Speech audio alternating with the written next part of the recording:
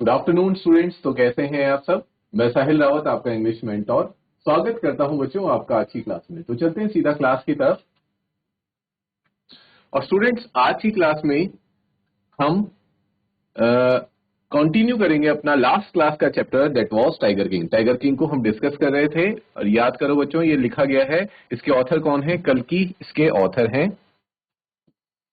फटाफट से एक बार रिकैप, क्विक रिवीजन कर लेते हैं और उसके बाद चैप्टर में आगे बढ़ते हैं। ठीक है। तो सबसे पहले हमें एक चैप्टर स्टार्ट करने से पहले एक क्वेश्चन पूछा गया कि जो ह्यूमन बींग्स हैं, इंसान हैं, उनका जंगली जानवरों के प्रति क्या बिहेवियर रहता है, क्या एटीट्यूड रहता है। तो ये हमसे शुरू में ही वाइल्ड एनिमल्स के बारे में क्वेश्चन पूछ लिया गया था।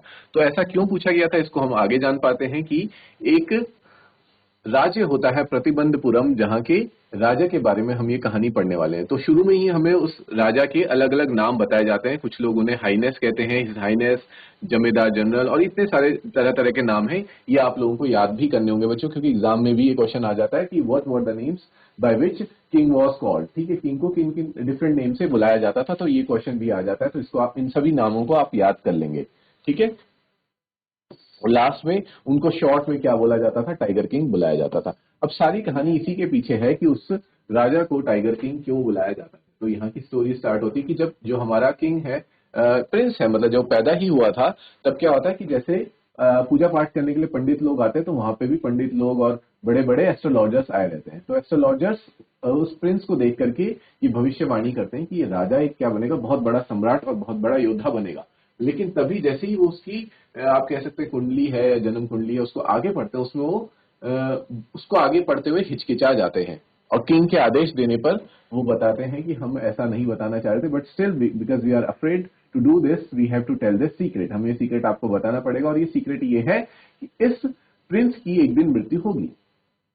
तभी वहां से एक चमत्कार होता है, मिरेकल हैपन्स। और वो क्या था कि जो 10 दिन का जो बच्चा है, वो बोलने लगता है और वो ये कहता है कि अगर मेरी डेथ होगी तो इसमें कोई बड़ी बात नहीं है, क्योंकि सब हर किसी की डेथ होती है। अगर आपके पास इतना ही नॉलेज है तो you just tell me what would be the reason of my death, कि मेरी मृत्यु का कारण क्या बनेगा। जिसपे वो लोग बताते हैं कि क्योंकि तुम जिस स्टार में पैदा हो, जिस घड़ी में पैदा हुए हो, वो कौन सी घड़ी है? वो बुल वाली घड़ी है, बुल की घड़ी है, बुल का स्टार है तुम्हारा। तो बुल और टाइगर हमेशा एक दूसरे के एनिमी रहते हैं, इसलिए तुम्हारी डेथ का कारण भी एक टाइगर ही बनेगा। और उसी के साथ वो जो 10 दिन का बच्चा होता है, वो ये बात को ऐलान कर देता है कि तो फिर जितने भी टाइगर्स इस दुनिया में हैं या फिर इस राज्य में हैं, वो मुझसे सावधान हो जाए। ठीक है बच्चों, तो यहीं पे ये इंसिडेंट भी फिनिश हो जाता है। इसके बाद स्टोरी स्टार्ट होती है जब हमारा जो प्रिंस है वो अब बड़ा हो चुका है और उसका राज्याभिषेक भी हो चुका है। तो यहां तक बच्चों हमने लास्ट क्लास में सारी चीजें डिस्कस कर ली थी, जिसे कि मैंने आपको अभी शॉर्ट में डिस्क्राइब कर दिया है। ठीक है बच्चों, यहां तक क्लियर है सभी को? I hope. सेकेंड पार्ट में थे हम स्टोरी के। ठीक है। और हम ये जानते हैं कि जैसे ही वो किंग बड़ा होता है, लोगों के बीच में ये चर्चा, ये बातें शुरू हो जाती हैं कि एक भविष्यवाणी की गई थी एस्ट्रोलॉजर्स के द्वारा कि इस किंग की हत्या या मृत्यु एक टाइगर के द्वारा होगी। और ये आपको पता है बच्चों, राजा के गुप्तचरों से कोई भी बात छिपी नहीं रह सकती। गुप्तचर क्या करते हैं, जाके they tell the whole incident to the king. वो सारी इंसिडेंट, जो भी बातें चल रही थी उनके राज्य में, वो सारी जाके किसको बता देते हैं? महाराज को बता देते हैं।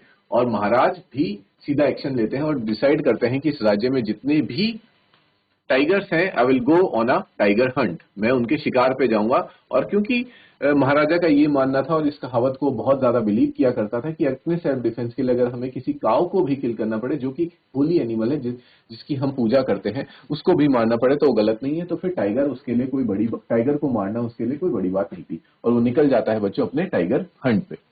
ठीक है, इतना हमने लास्ट क्लास में डिस्कस कर लिया था स्टूडेंट्स। आई होप यहां तक किसी को कोई डाउट नहीं है।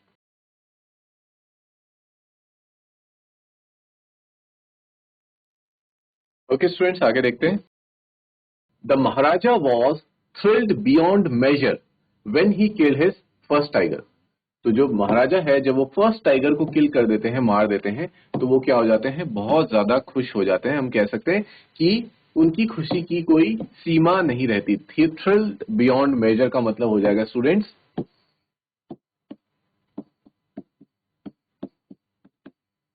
उनकी खुशी की कोई सीमा ना रहना।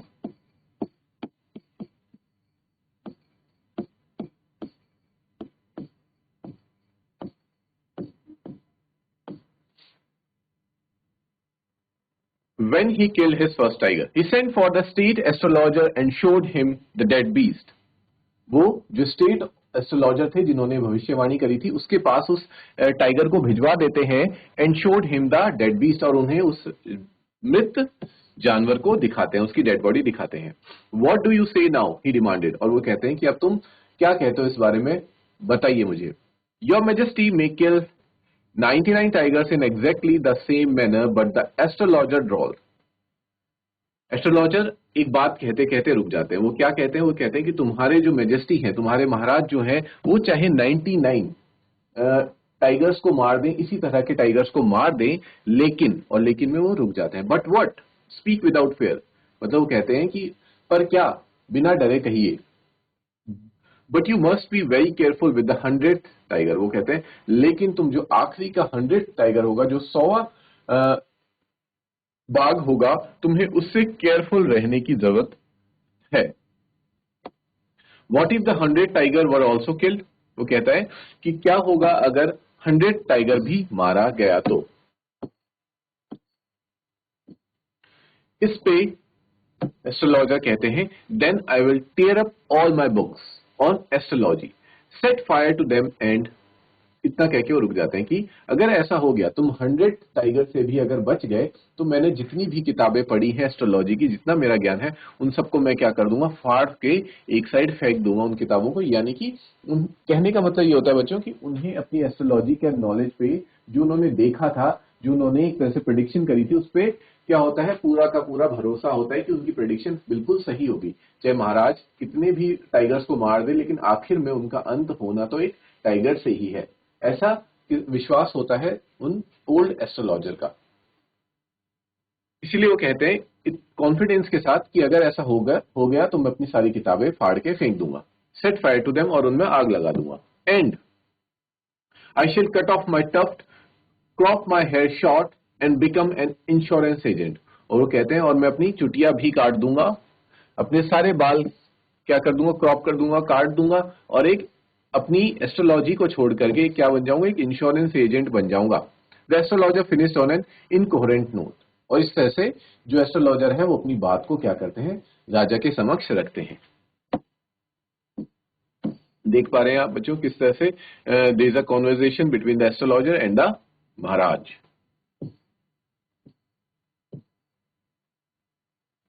स्टोरी के थर्ड पार्ट पे आते हैं. From that day onwards it was celebration time for all the tigers inhabiting Pratibandapuram. इसके बाद हमें स्टूडेंट्स बताया जा रहा है कि उस दिन से जितने भी टाइगर्स थे प्रतिबंधपुरम के लिए, उनके लिए क्या हो गया, एक तरह से सेलिब्रेशन टाइम आ गया. अब सेलिब्रेशन टाइम क्यों आया, उनके लिए सेलिब्रेट करने का वक्त क्यों था, वो इसलिए the state banned tiger hunting by anyone except the maharaja, कि स्टेट यानी कि हम कह सकते हैं राजा या फिर राज्य ने बैन कर दिया था कि कोई भी इस राज्य में, प्रतिबंधपुरम के राज्य में टाइगर की हंटिंग नहीं करेगा. सिर्फ और सिर्फ टाइगर्स को कौन हंट कर सकता है, वो है महाराज. तो ये देखा जाए तो बच्चों ये क्या है, कोई आप कह सकते हैं यहां पे एक ह्यूमर को प्रेजेंट किया जा रहा है कि एक तरह से बोला जा रहा है कि टाइगर्स के लिए सेलिब्रेशन का टाइम था, और दूसरी तरफ ये बोल रहे हैं कि टाइगर्स को कोई हंट नहीं करेगा, टाइगर्स को सिर्फ महाराज ही हंट करेंगे. ठीक है. A proclamation was issued to the effect that if anyone dare to fling so much as a stone at a tiger, all his wealth and property would be confiscated. एक तरह से ऐलान जारी कर दिया गया, इशू करा गया कि अगर किसी ने भी डेयर यानी कि हिम्मत करी, टाइगर को मारना तो बहुत दूर की बात, अगर उस पर सिर्फ और सिर्फ एक पत्थर भी फेंकने की कोशिश करी, तो उस व्यक्ति की सारी वेल्थ, उसकी सारी जायदाद और उसकी प्रॉपर्टी जितनी भी है वो सारी क्या कर ली जाएगी, जब्त कर ली जाएगी. कॉन्फिस्केटेड मतलब जब्त कर ली जाएगी, किसके द्वारा, राजा के द्वारा. ठीक है बच्चों, इस तरह से ऐलान दे दिए गए थे. The Maharaja vowed he would attend to all other matters only after killing the 100 tigers. और महाराजा ने भी, वाव का मतलब होता है कसम खाना, कसम खा ली कि वो स्टेट के सभी कामों में बाद में ध्यान देंगे, जितने भी मैटर थे, जितने भी मसले थे, उनको बाद में सुलझाएंगे. सबसे पहले वो क्या करेंगे, 100 टाइगर्स को मारने का अपना उद्देश्य पूरा करेंगे. Initially the king seemed well set to realize his ambition. शुरू में तो ऐसा लग रहा था कि किंग को अच्छा लग रहा था कि, और इजी भी लग रहा था कि किंग ने जो सोचा है वो इजीली पॉसिबल भी हो जाएगा, वो तुरंत ही 100 टाइगर्स को मार देंगे। Not that he face no dangers, ऐसा नहीं है कि उन्हें कोई डेंजर फेस, वो किसी तरह के डेंजर्स फेस नहीं कर रहे थे। There were times when the bullet missed its mark, the tiger leapt upon him and he fought the beast with his bare hands. कई बार ऐसा होता था कि जो बुलेट थी वो अपने निशाने से चूक जाती थी और टाइगर ये जान के उनपे क्या कर देता था, उल्टा पलटवार कर देता था, और वो फिर लड़ाई करते थे टाइगर के साथ अपने ही हाथों से, बिना किसी हथियार के हाथों से लड़ाई करा करते थे वो टाइगर से। And each time it was the Maharaja who one. और सच में देखा जाए तो बच्चों, जो महाराज थे वो बहुत ज्यादा क्या थे, बहादुर थे और बहुत ज्यादा शक्तिशाली थे, क्योंकि हर बार जब भी लड़ाई होती थी टाइगर और महाराज के बीच में, तो विजय किसकी होती थी, महाराज ही हमेशा जीतते थे। ठीक है बच्चों, यहां तक क्लियर है आपको?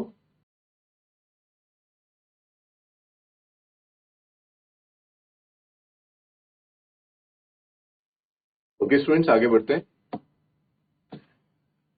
नेक्स्ट पैराग्राफ में देखो क्या कह रहा है। At another time he was in danger of losing his throne.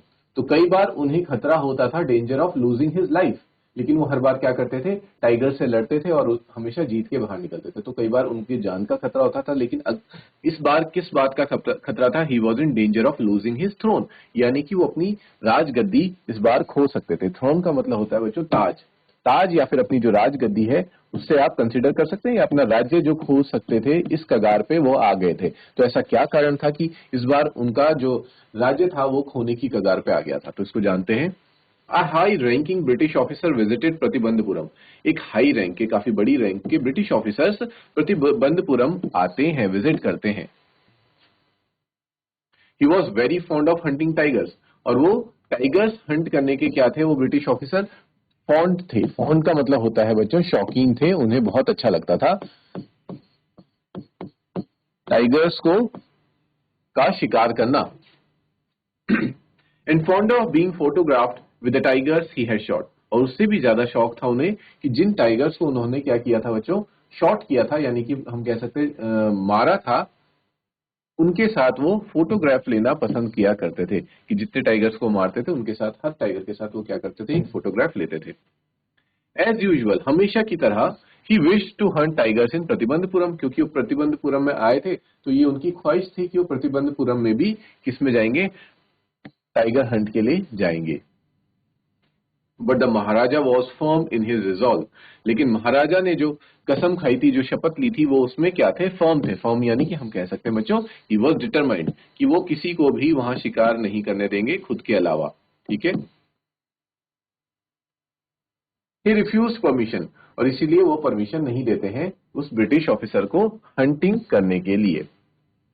I can organise any other hunt. और इस पे महाराज कहते हैं कि मैं उनके लिए, ब्रिटिश ऑफिसर के लिए कोई और हंट ऑर्गेनाइज कर लूंगा। जरूरी नहीं है कि मतलब टाइगर का ही शिकार करें। You may go on a bore Hunt. आप एक भालू का शिकार करने के लिए भी जा सकते हैं। बोर का मतलब है स्टूडेंट्स यहाँ पे जंगली भालू।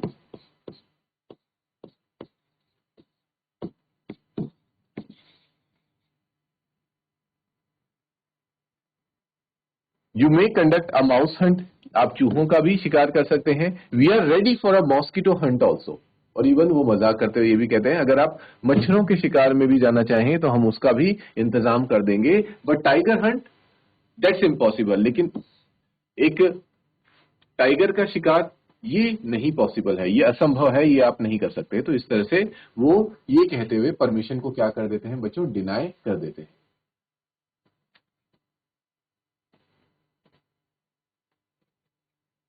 सॉरी स्टूडेंट्स, यहाँ पे थोड़ा सा मिस्टेक को क्लियर करेंगे। ये बियर नहीं है, ये क्या है, बोर है। BOAR। ठीक है, अ वाइल्ड बेयर, बोर। तो वाइल्ड बोर क्या हो जाएगा बच्चों, जंगली सुअर, या जिसे हम कहते हैं वाइल्ड पिग। ठीक है, बोर मीन्स वाइल्ड पिग, जो कि सिर्फ और सिर्फ जंगलों में ही मिलता है। Is this clear?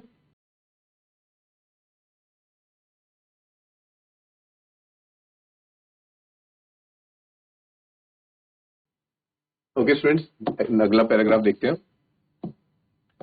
The British officers secretary, जो ब्रिटिश ऑफिसर थे उनके सेक्रेटरी, उनके सचिव, सेंट वर्ड टू द महाराजा। वो सेंट वर्ड का मतलब होता है बच्चों टू सेंड मैसेज, ठीक है, इसको कहेंगे मैसेज सेंड करते हैं महाराजा के पास थ्रू द दीवान। दीवान ये मैसेज लेके जाता है that the Durai himself did not have to kill the tiger. यहाँ पे दुरई किसको बुलाया गया है बच्चों?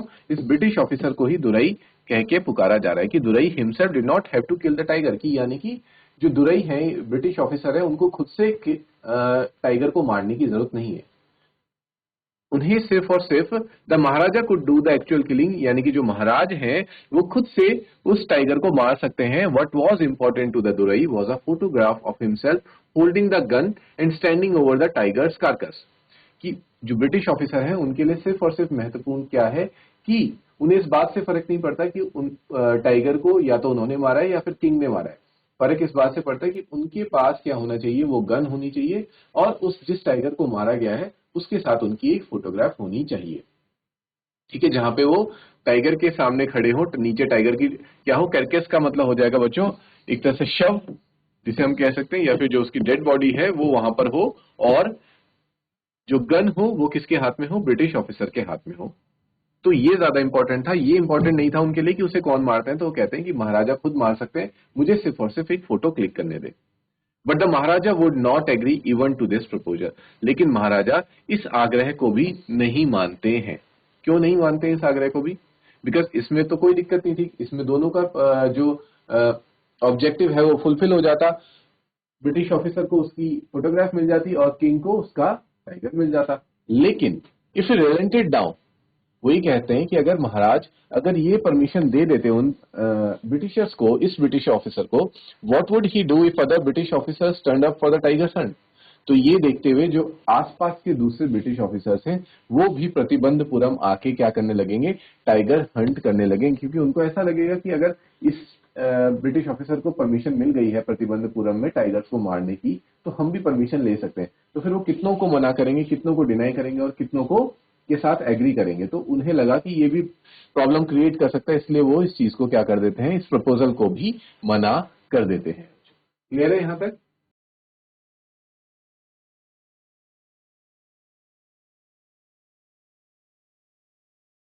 ओके स्टूडेंट्स, आगे बढ़ते हैं।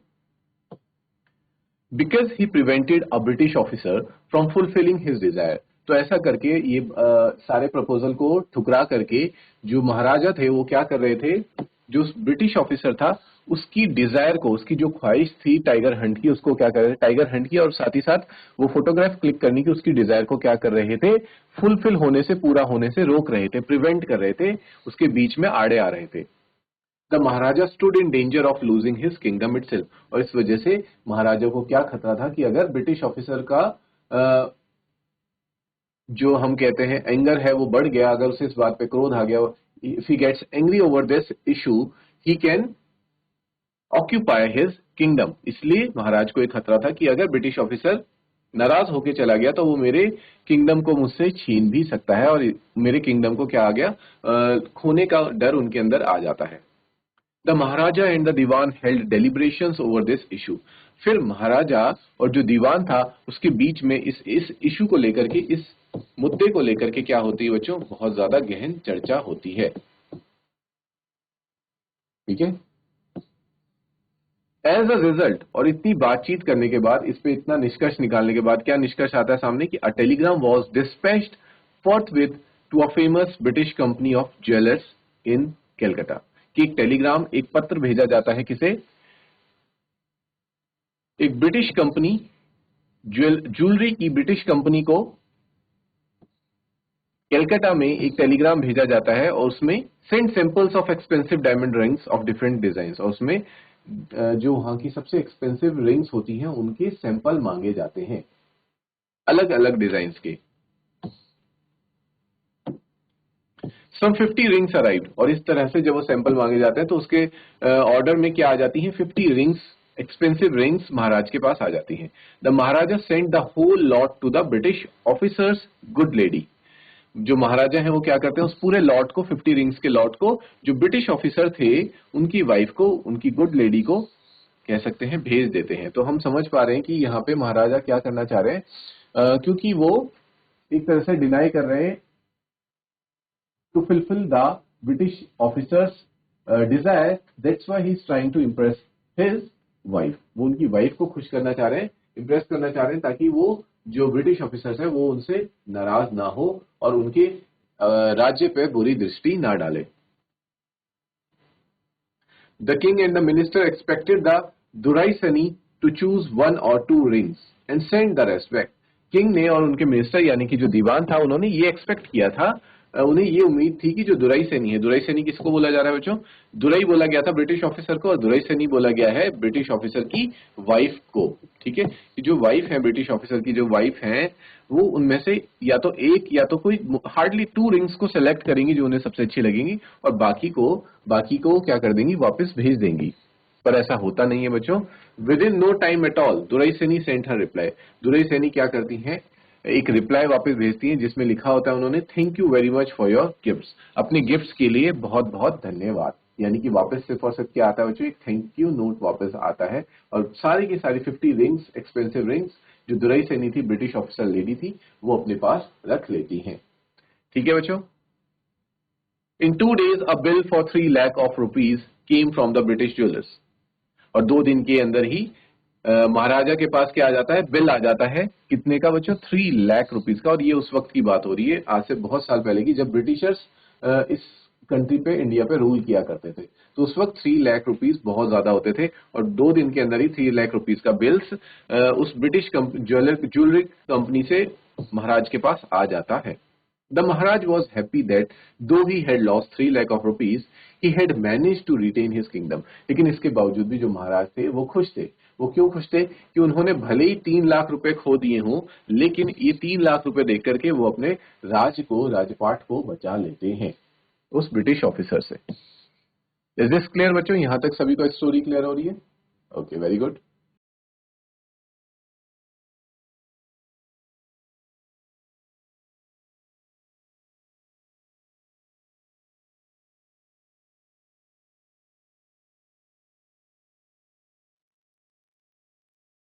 ओके स्टूडेंट्स, 4th पार्ट देखते हैं अब स्टोरी का. The maharaja's tiger hunts continue to be highly successful. फिर उसके बाद जो महाराजा थे वो अपने इस टाइगर हंट को क्या करते हैं बच्चों, कंटिन्यू रखते हैं. क्योंकि उनके सामने एक समस्या आई थी. जो ब्रिटिश ऑफिसर था उसको उन्होंने साइड कर दिया था. उनका सिर्फ और सिर्फ एक ही मोटिव था कि उन्हें 100 टाइगर्स को किल करना था. और ऐसा वो करते भी रहते हैं और सक्सेसफुली सभी टाइगर्स को वो मार रहे होते हैं. With in 10 years he was able to kill 70 tigers. और 10 साल के टाइम पीरियड में ही वो कितने टाइगर्स मार देते हैं बच्चों? 70 टाइगर्स वो मार देते हैं. And then an unforeseen hurdle brought his mission to a standstill. फिर उनका जो मिशन है, जिस मिशन पे वो निकले थे टू किल 100 टाइगर्स, ही क्या हो जाता है? स्टैंड स्टिल का मतलब होता है बच्चों बीच में ही रुक जाना, यानी कि पॉज आ जाना इस मिशन में. और इसका कारण क्या था? हमें कहा गया है अनफॉर्सीन, जिसके बारे में कभी किसी ने सोचा नहीं था. ना इवन किंग ने खुद भी कभी अंदाजा नहीं लगाया था कि ऐसा भी कभी कोई रीजन मेरे सामने आ सकता है. और वो रीजन क्या था बच्चों? The tiger population became extinct in the forest of Pratibandapuram. यानी कि प्रतिबंधपुरम के फॉरेस्ट में सभी टाइगर्स क्या हो गए थे? खत्म हो गए थे. सारे टाइगर्स मारे जा चुके थे. उनकी पॉपुलेशन ही क्या हो गई थी? एक्सटिंक्ट. एक्सटिंक्ट का मतलब होता है किसी प्रजाति का क्या हो जाना बच्चों? कंप्लीटली वेनिश हो जाना.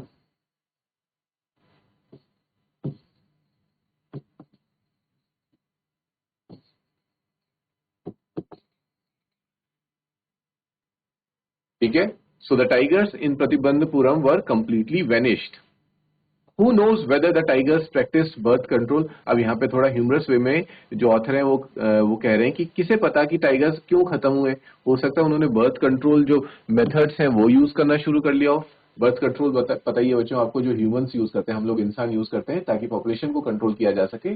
वो ऑब्वियसली बात है एनिमल्स यूज नहीं कर सकते. लेकिन ये सिर्फ और सिर्फ एक तरह का सटायर है, एक तरह से कटाक्ष किया गया है कि जिस तरह से उनको मारा जा रहा था, जिस बेरहमी से जो महाराज हैं उनको मारने पे तुले थे, तो हो सकता है टाइगर्स ने ये डिसाइड किया हो कि हम बर्थ कंट्रोल यूज कर लेते हैं, मेथड्स को यूज कर लेते हैं. और या फिर they have committed harakiri. Committed harakiri. Harakiri is a Japanese word. Harakiri क्या है बच्चों? एक जापानी भाषा से ये शब्द आया हुआ है और इसका मतलब होता है खुद को क्या कर देना? खुद को ही सेक्रीफाइस कर देना, खुद का सरेंडर कर देना। यानी कि ये जापानी जो योद्धा होते थे, समुराई वॉरियर्स होते थे, उनके बारे में एक कहानी थी बच्चों की, जब भी वो लड़ाई करते थे या युद्ध पे जाते थे, जब उन्हें ये महसूस होता था कि अब वो हारने वाले हैं, तो दुश्मन की तलवार से बेहतर खुद की तलवार से ही मरना प्रेफर करते थे। वो खुद को ही अपनी तलवार से मार दिया करते थे, और ये उनमें क्या था, एक पॉइंट ऑफ रिस्पेक्ट, रिस्पेक्ट का एक सिंबल माना जाता था। ठीक है, उसे कहते हैं हराकिरी की, यानी कि खुद को मार देना, या फिर हम कह सकते हैं टू कमिट सुसाइड। तो यहाँ पे कहा जा रहा है या तो जो टाइगर्स थे उन्होंने क्या कर दिया, बर्थ कंट्रोल प्रोसीजर्स को यूज करना शुरू करा, या फिर उन्होंने महाराजा के डर से सुसाइड करना शुरू कर दिया। किसके बारे में बोला जा रहा है? टाइगर्स के बारे में बोला जा रहा है। और simply run away from the state, या फिर वो उस स्टेट से, उस राज्य से ही भागकर चले गए, because they desired to be shot by British hands alone, क्योंकि उनकी शायद ऐसी कोई ख्वाहिश रही होगी कि उन्हें सिर्फ और सिर्फ ब्रिटिशर्स के हाथों ही मारा जाए, महाराजा उनको ना मारे। तो आप देख पा रहे हैं बच्चे, पूरा पैराग्राफ ही अपने आप में क्या है, एक सटायर है, एक कटाक्ष किया जा रहा है महाराज के ऊपर, कि महाराज इतनी बेरहमी से टाइगर्स को मार रहे थे कि टाइगर्स को या तो मन किया हो कि हम बर्थ कंट्रोल कर लेते हैं, या फिर हम सुसाइड कमिट करते हैं, जिसे हराकिरी कहा गया है, या फिर महाराज के हाथों से मारे जाने से तो बेहतर है कि हम अंग्रेजों के हाथों मारे जाएं। तो इस तरह से बच्चों यहाँ पे हमें बताया गया है।